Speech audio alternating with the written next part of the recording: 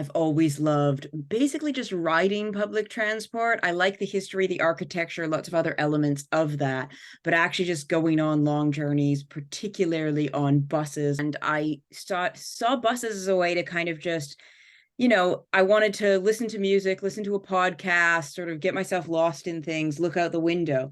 And I could just get on a bus and I didn't have to worry about sort of where I needed to go, where I needed to turn, what streets were one way. You just sit on the bus and you enjoy the view.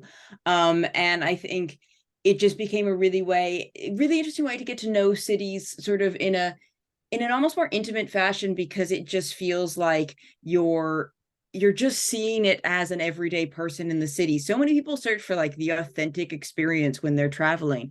And I think it's such an authentic experience to take a bus because it's just the regular people commuting through the city. And I really love that. So recently I did a journey from London to Edinburgh, all by interconnected public buses. Um, it's something that I had sort of thought about years and years ago, just when I'd be on the outskirts of London at a bus stop, because I would ride buses around London. 2018, I rode every bus in London, which was way too many buses. But I sort of think, oh, obviously you can get a bus from here that's quite a long distance, and I could get to Watford from here, or I could get to Hartford, and sort of how far you could go. But I wasn't friends at the time with a lot of other transport enthusiasts, so I just sort of, it was like maybe you could do this. And as I got more friends who were sort of doing similar journeys, I realized actually it's something that people do and that you can do. And I thought, you've got this £2 fare cap in England right now. I wanted to do something for my birthday. And I was like, this is a good time for it all to come together. And yeah, I think it's one of those things that I think it didn't feel that abnormal to me because I have friends who do things like this. But I tweeted about it and it caught on, and 20,000 people started following the journey, which was a bit wild.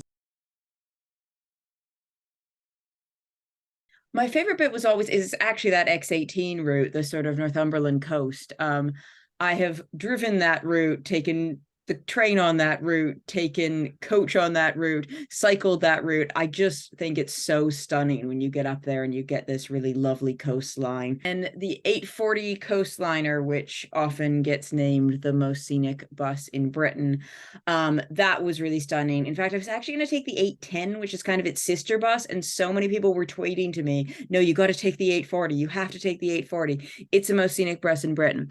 And it was stunning. And some of the sort of rolling hills you're going up and down were incredible.